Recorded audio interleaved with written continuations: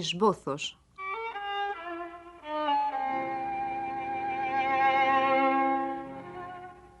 Hoy,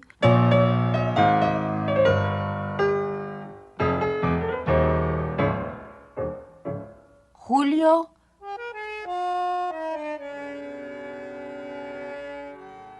Cortázar.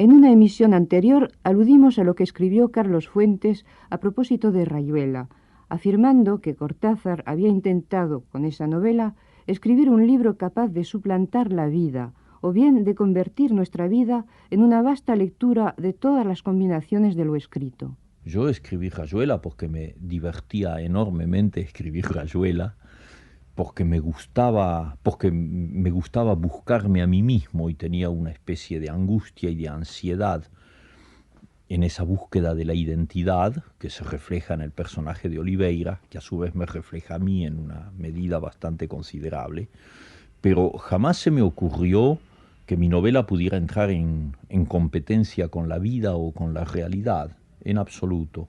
La novela, una vez que estuvo terminada, cuando yo empecé a recoger los ecos y las opiniones de los lectores, descubrí con alguna sorpresa que en realidad era una novela muy ambiciosa. Es decir, es una novela que contenía un,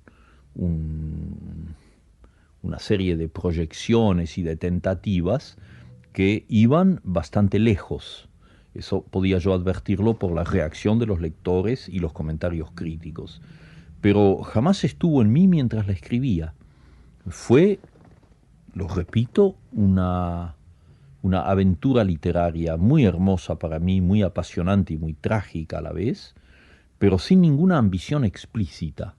Aquella frase de Balzac en que decía que él quería que con la comedia humana faire la concurrence à l'état civil, que siempre es un poco difícil de traducir en español, no, que prueba una ambición maravillosa en Balzac, no tiene un equivalente en mi caso. Rayuela no intentó ninguna ambición desmesurada. Ahora, Fuentes evidentemente ha visto ahí más de lo que yo realmente intenté hacer y poner en el libro.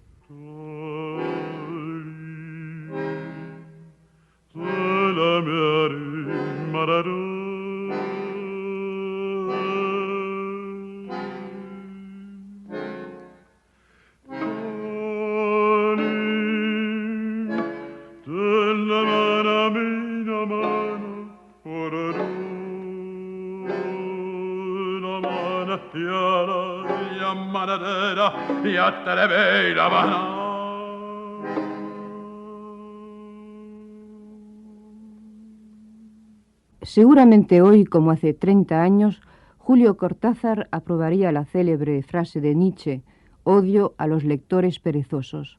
Pero para denominar a esos lectores perezosos no recurriría a esa expresión machista que figura en Rayuela, la de lector hembra. A propósito de esa denominación de lector hembra, me acuerdo de que hace casi 4 años en Venezuela, en una reunión en la universidad, me excusé públicamente frente a las oyentes de haber utilizado esa expresión en Rayuela, que me había valido muchas y muy justificadas críticas. Yo creo que Rayuela es un libro machista, es decir, que dentro de la ignorancia, de la inocencia general con que ese libro fue escrito, es decir, inocencia en materia de historia, ignorancia del contexto histórico de mi época, prescindencia de la historia, y también prescindencia o ignorancia de algunos de nuestros principales defectos latinoamericanos, entre los cuales el machismo es uno de los más graves. Cualquiera conoce muy bien mi diálogo permanente y constructivo con los cubanos, y hasta qué punto yo he tratado de colaborar y de participar en esa revolución. Y sin embargo he tenido y tengo frecuentes altercados cordiales a propósito del machismo, porque no puedo tolerar ni toleraré jamás que una revolución, en muchas circunstancias, esgrima el machismo como un argumento. Creo que es un problema del tercer mundo en general, creo que es un problema de América Latina en particular. Cuando escribí Rayuela yo era tan machista como cualquiera de los otros latinoamericanos.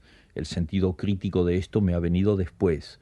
Si lo hubiera tenido en ese momento, jamás hubiera utilizado la expresión lector hembra para designar a un lector pasivo. Y además fui muy duramente castigado por eso. Es el momento de hacer la verdadera autocrítica, porque cuando empecé a recibir una correspondencia muy nutrida con respecto a Rayuela, descubrí que una gran mayoría de lectores eran mujeres.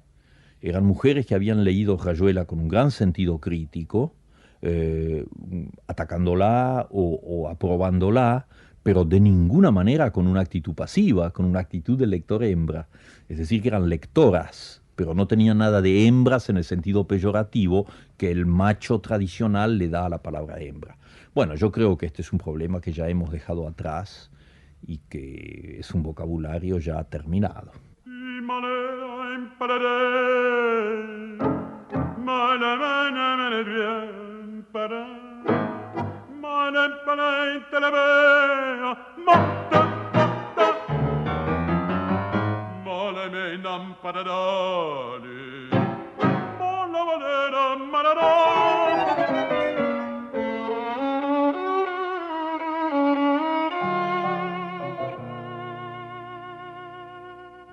Los críticos literarios, cuyo oficio consiste en reducir lo profuso, suelen referirse, hablando de la obra de Julio Cortázar, a una peregrinación del hombre hacia el interior de sí mismo, o más trivialmente aún, a una búsqueda de la identidad. Pero ¿qué opina el principal interesado de esa clase de tópicos? Hace 20 años yo era un hombre muy diferente del que soy hoy, en muchos planos.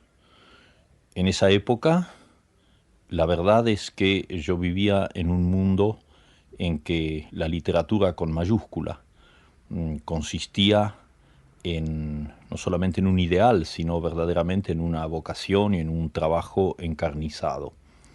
Y entonces, para mí, la literatura era el vehículo que me había sido dado, como a otros les es dada la pintura o la música, para ir en busca de mi propia identidad. Pero en los últimos años, y yo te diría concretamente a partir de los años 60, yo le he dado otro sentido a la búsqueda de identidad. Es decir, si mi propia identidad, mi propia autenticidad me interesa, ya no es desde un punto de vista narcisista, ya no es para quedarme en ella, sino que hay una voluntad de trascendencia. Al buscar mi identidad, yo estoy buscando la manera más auténtica, la más eficaz de salir fuera de mí mismo y buscar a mi prójimo, buscar a mi semejante, ya sea en el terreno personal o ya sea en el terreno histórico. Es decir, salgo de mí mismo para ir en busca de el prójimo, incluso en sus formas multitudinarias, en lo que podemos llamar mi propio pueblo, mi nación y toda América Latina y bueno, y finalmente, ¿por qué no todo el planeta?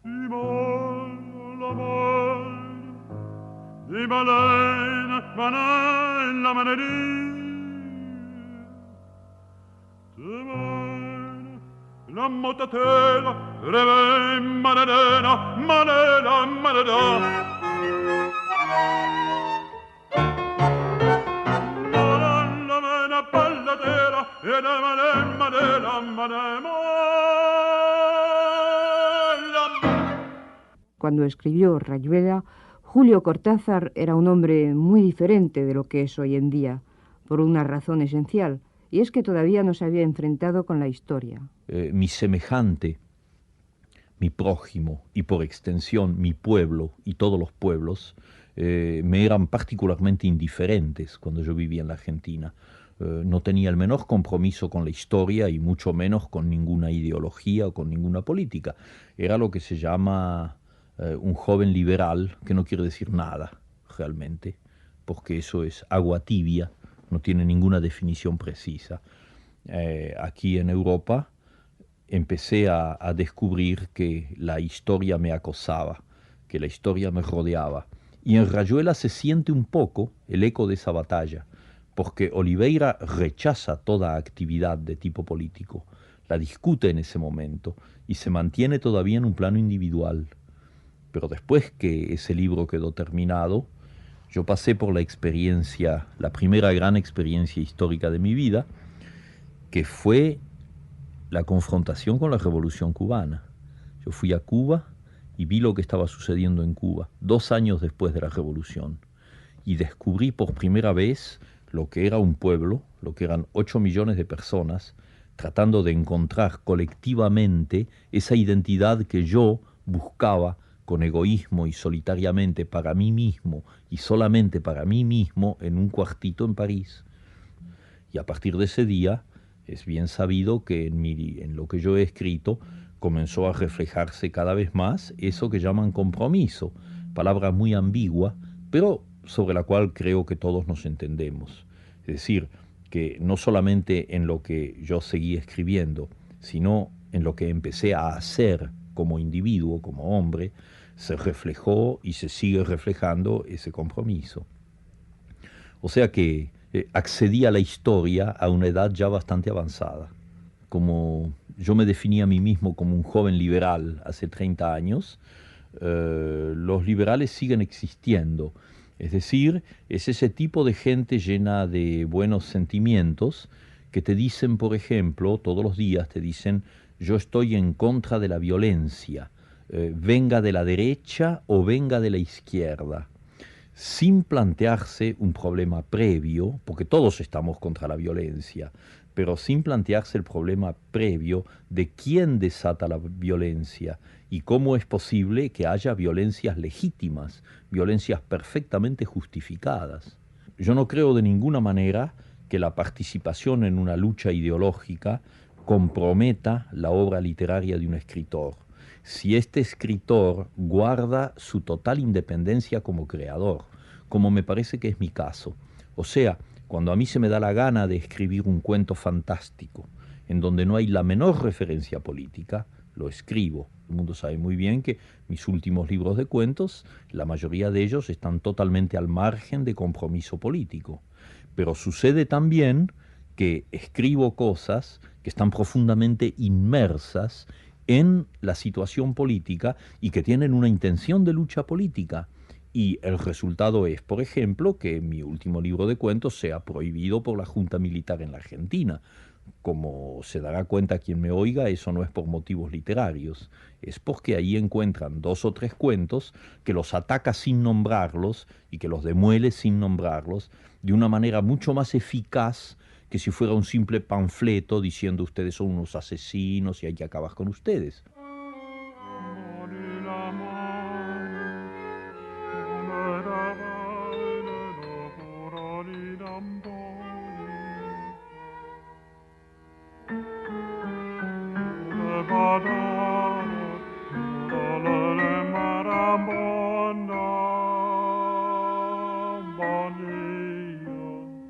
No es de extrañar, pues, que los aficionados a los tópicos se empeñen en encontrar en la obra de Cortázar, como en la de cualquier artista hispánico de su generación que ha pasado por París, influencias del surrealismo. Yo he tenido una relación muy especial con el surrealismo, porque tengo la impresión, desde luego mis críticos saben esto mejor que yo, porque yo no tengo sentido crítico, ni con respecto a mí mismo, ni con respecto a los demás. No me ha sido dado.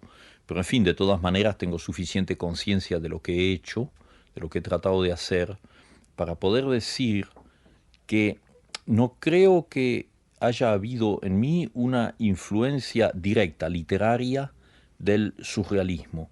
Lo que hubo cuando yo conocí el surrealismo en Buenos Aires en los años 40, cuando comencé a leer apasionadamente la obra de todos los surrealistas franceses que llegaban en ese momento, fue el descubrimiento de una serie de rupturas que me parecieron extraordinarias.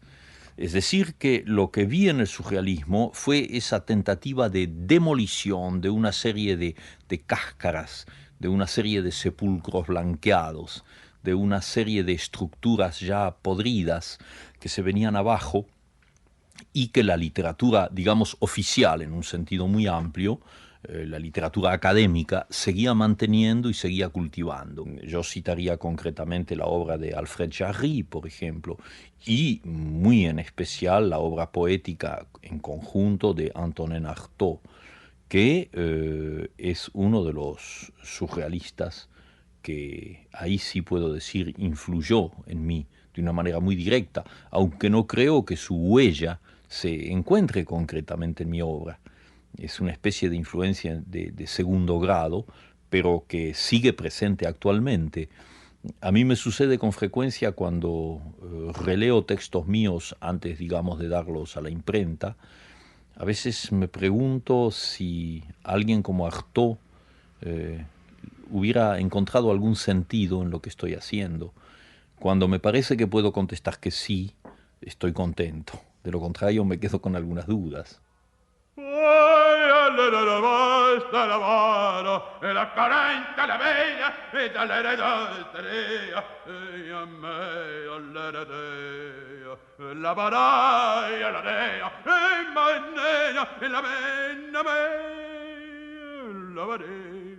Parece muy frívolo pensar, como lo ha sugerido un crítico en un artículo reciente de Le Monde, que ser argentino no significa gran cosa para Julio Cortázar.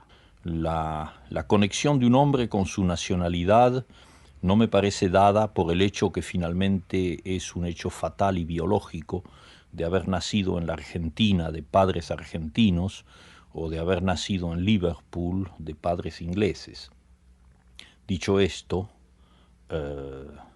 creo tener el derecho de agregar que siempre me he sentido y me sigo sintiendo profundamente feliz y orgulloso de ser argentino, pero no por una razón muy especial, no porque crea que ser argentino, como lo piensan tantos argentinos, supone ser mejor que los chilenos o mejor que los bolivianos.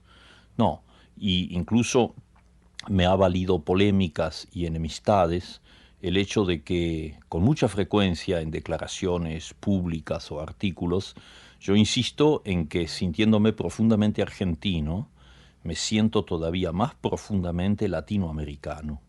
Fíjate que es una experiencia de los últimos 10 años o 15 años, cuando empecé a viajar por América Latina, cuando conocí sucesivamente países como Cuba, como México, como Venezuela, como Perú, y descubrí que en todos ellos estaba en mi casa, con todo lo que tiene de negativa la frase, porque en la casa de uno no siempre encuentra las cosas bien. En la casa está la familia y ya sabemos lo que son las familias, pero está también el aspecto positivo, esa cosa hermosa que tiene América Latina, que es compartir una lengua que, a pesar de diferencias locales insignificantes, te hace verdaderamente sentirte en tu casa, estés en Panamá, en Bolivia o en tu casa de Buenos Aires. Entonces, mi argentinidad no solamente la reivindico, sino que quisiera terminar esta frase con una prueba muy simple. Yo llevo 28 años en Francia, creo que conozco bien el francés, y sin embargo, hasta que me muera, seguiré escribiendo en español, y más que español en argentino.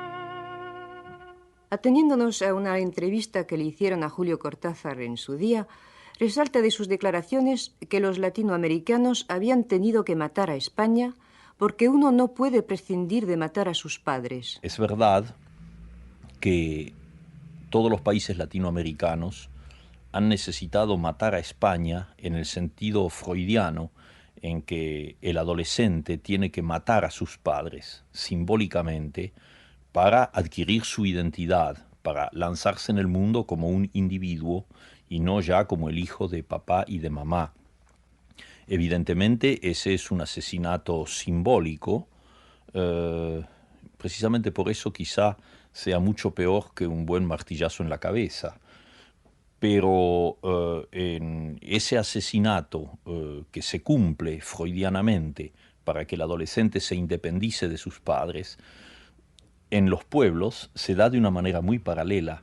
Es necesario matar también simbólicamente al país que te ha conquistado, que te ha colonizado, que ha sido tu padre y tu madre, para abrirse a una nueva vida. Pero el aspecto positivo de todo lo que acabo de decir me parece que es el siguiente. De la misma manera que un adolescente que ha matado bien a su padre y a su madre, como un torero puede matar bien, a partir de ese momento puede volver a su padre y a su madre, mirarlos en los ojos y entablar una relación directa, sin la dependencia, sin la tiranía, sin sentirse el niño frente a los padres. De la misma manera, yo entiendo que los pueblos latinoamericanos, si hemos matado a España así simbólicamente, hemos llegado al momento en que la estamos mirando en los ojos y estamos ahora estableciendo un diálogo mucho más directo y mucho más franco que antes no podíamos tener. Yo lo noto cada vez que voy a España. Cuando yo era muy joven, advertía la actitud paternalista de los intelectuales españoles que se aterraban ante nuestra manera de hablar. Actualmente, un español, intelectual o no, ya no se preocupa demasiado de nuestro vos en vez de tú, ya no le molesta nuestras gallinas, nuestra lluvia y nuestra pollera. De la misma manera que nosotros, que hemos sido también muy críticos en la época en que matamos a España, ya no nos preocupa que los españoles no se den cuenta de que la palabra Madrid termina con una D y no con una Z, como la dicen los españoles. De manera que en ese sentido, y fíjate que esta especie de broma que hago con el lenguaje no es una broma, porque esta liberación del lenguaje, el hecho de que podamos hablar sin criticarnos, sin que un profesor español nos diga a nosotros que hablamos mal y sin que nosotros tengamos derecho a ironizar sobre la Z de Madrid, es maravilloso como hecho, porque es a través del lenguaje que los puentes de amistad y de comprensión se establecen.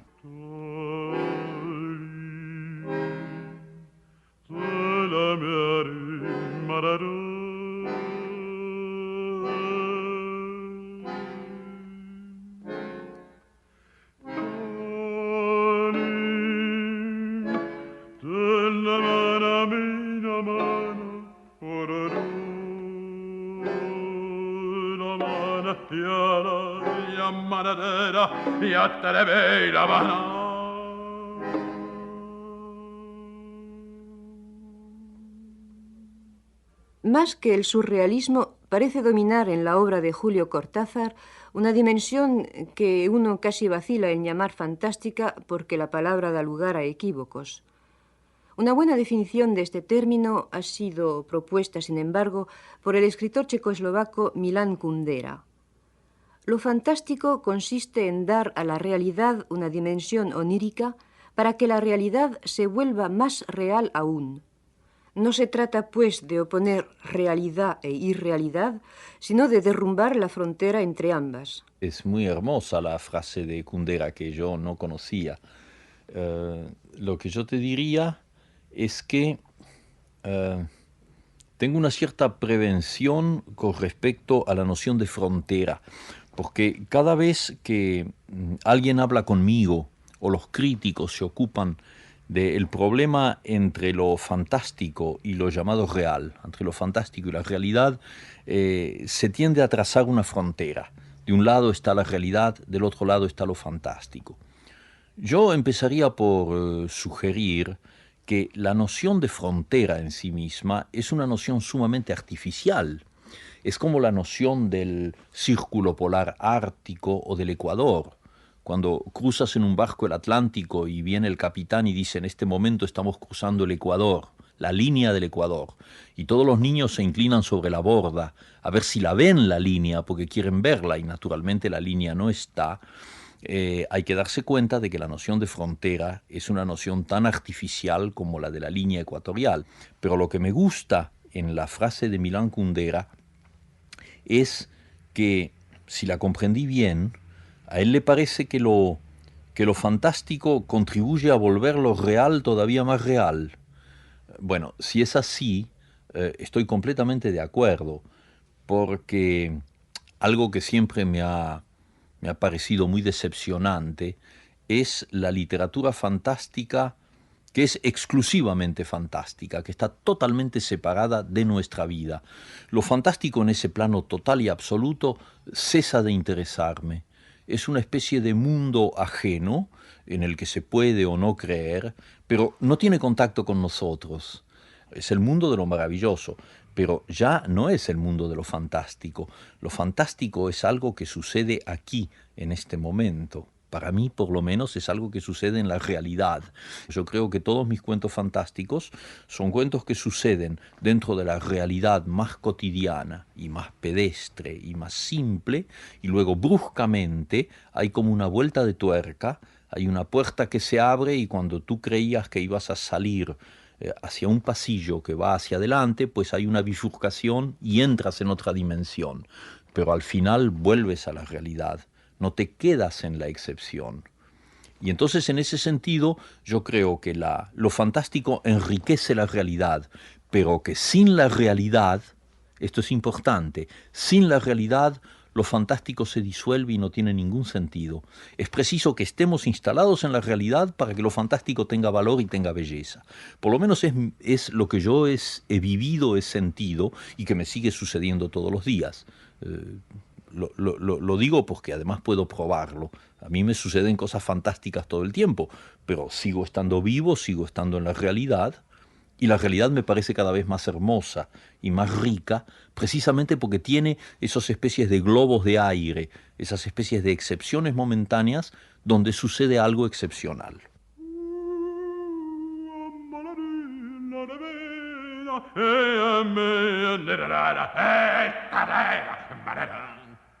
A propósito de esos cuentos fantásticos, confesó Cortázar un día que en sus inicios, cuando empezó a escribir, representaron para él, como sucedió a Borges, una forma de escapismo, una manera de atrincherarse de la realidad argentina de entonces. Habría que hablar largamente sobre la noción de escapismo. Es verdad que en los primeros cuentos que yo escribí en la Argentina antes de venir a Europa, son todos ellos cuentos fantásticos, y entonces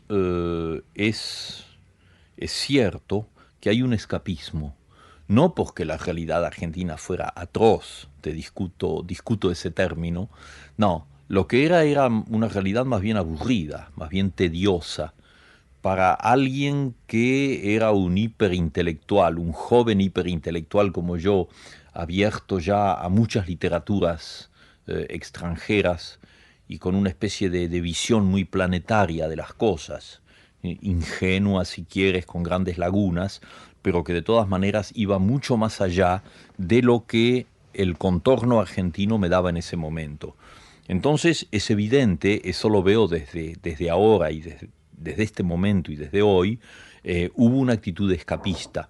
Es decir, inventar un mundo fantástico era enriquecer un contorno, por lo menos literario, que me salvaba de ese tedio, del hecho de encontrar todos los días la misma taza de café, el mismo tranvía, la misma calle, la existencia monótona y más bien triste que yo vivía en la Argentina en esa época, en parte por culpa mía y en parte por culpa de la ciudad en la que estaba.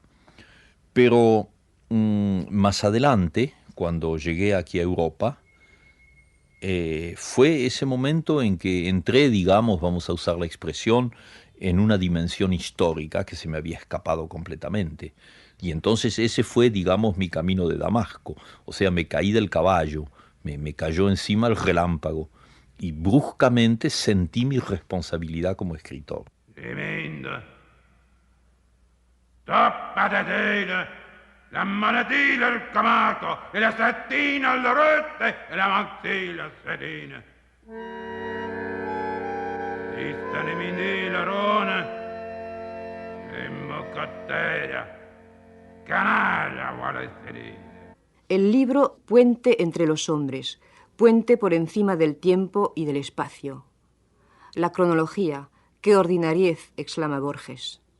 Y de la misma manera nos habla Cortázar en Rayuela, mediante su portavoz Morelli, de la necesidad de trastornar los hábitos de construcción de los libros, pero más que nada los hábitos de lectura. Y de eso sigo totalmente convencido, y lo creo cada vez más a medida que sigo escribiendo y sigo teniendo un diálogo con el lector, un diálogo que puede ser personal a veces, que puede ser epistolar, que puede llegar por muchos caminos y por muchos conductos.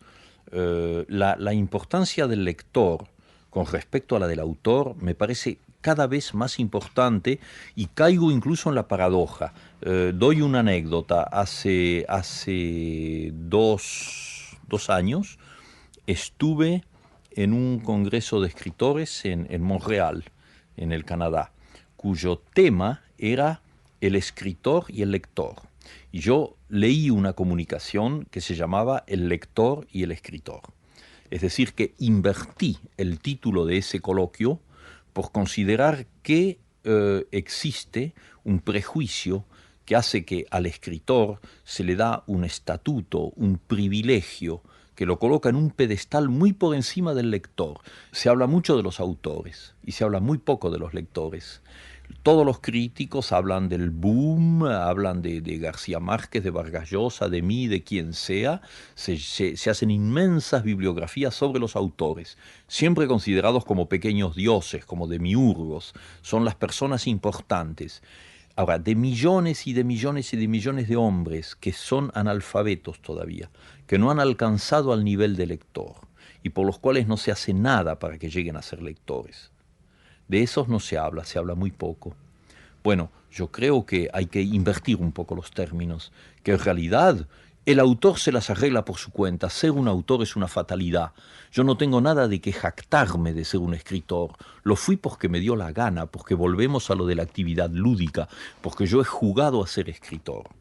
Pero ser lector es diferente. Llegar a ser un lector exige una sociedad que dé los medios, que dé las posibilidades, que dé la educación, que dé las posibilidades económicas para que alguien llegue a ser lector y salga del analfabetismo. Y entonces, dentro de, digamos, de mi lucha comprometida, de mi lucha ideológica, a mí me importan un bledo los autores, porque cada uno se arregla por su cuenta. Yo el primero. Lo que me interesan son los lectores, y la batalla hay que librarla por ellos.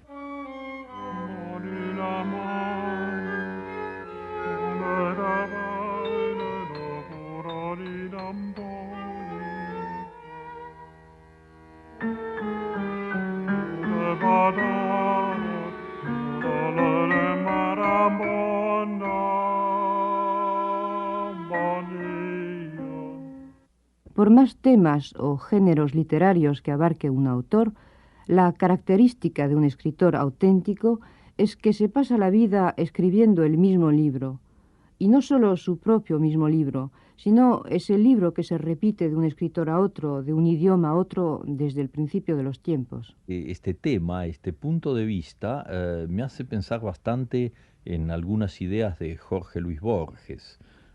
Algunas cosas que él ha dicho y que ha escrito van por ese lado. La noción de que, en fin, de alguna manera todo se vuelve a decir, que es una recurrencia, una actividad cíclica. Sin embargo, el mismo Borges tiene un texto, me estoy acordando ahora, un texto admirable, que se llama Pierre Menard, autor del Quijote, que es la historia de un señor que se llama Pierre Menard, que decide escribir de nuevo el Quijote, para lo cual se limita a copiarlo tal cual, y lo publica con el nombre de Pierre Menard. Y tiene razón, según Borges, y si se piensa un momento es exacto, porque ese texto del Quijote, escrito por Pierre Menard, no es el mismo texto escrito por Cervantes, porque cada palabra, en este momento, cuando Pierre Menard la escribe, está cargada de un sentido, de una connotación totalmente diferente. Por ejemplo, digamos la primera frase, en un lugar de la Mancha del que no quiero acordarme. La palabra acordarme, o sea, el recuerdo, para Cervantes tenía un sentido, pero para nosotros, ahora después de Freud, acordarse o no acordarse, la memoria, los actos fallidos, los olvidos, ha modificado completamente la noción del recuerdo y de la memoria. Entonces Pierre Menard tiene razón cuando él escribe esa frase, la puede firmar, porque acordarse ya no quiere decir lo mismo que en tiempos de Cervantes. Esto es un poco para discutir esa noción de que siempre se escribe el mismo libro, porque yo tengo la impresión de que sí, que tal vez siempre se escribe el mismo libro, pero como estamos inmersos en la historia, cada lectura de ese libro difiere, y eso es lo que hace que la literatura sea una maravilla. Y te diría, ya que me puse en plan de citas, hoy me funciona bien la memoria, que hay una frase de André Gide que me da un poco la razón, porque Gide dice toutes choses ont été dites déjà, mais comme personne n'écoute, il faut toujours recommencer. Todo ha sido ya dicho, pero como nadie escucha hay que volver a empezar, lo cual justifica que sigamos escribiendo el mismo libro.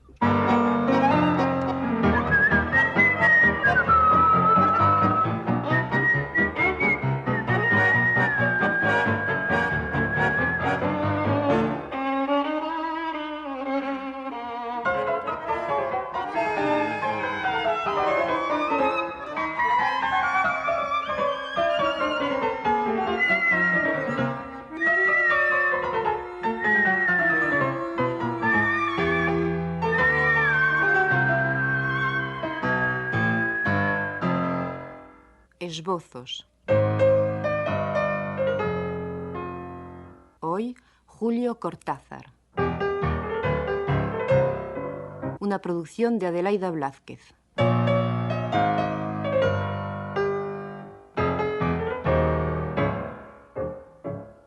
Realización Ramón Chao. Asistencia técnica Juan Pedro Andreo. Al control Paul Bouquet. Ilustración musical Tango alemán de Mauricio Kagel. Interpretado por Alejandro Barletta, bandoneón.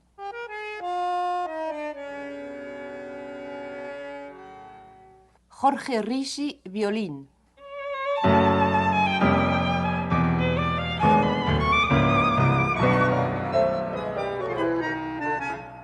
Carlos Roque Alsina, piano. Y canta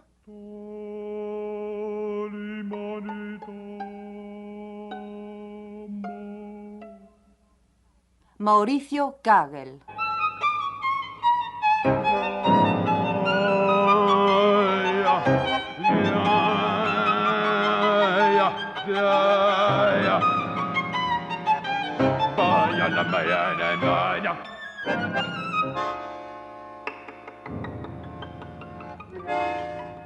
Ja!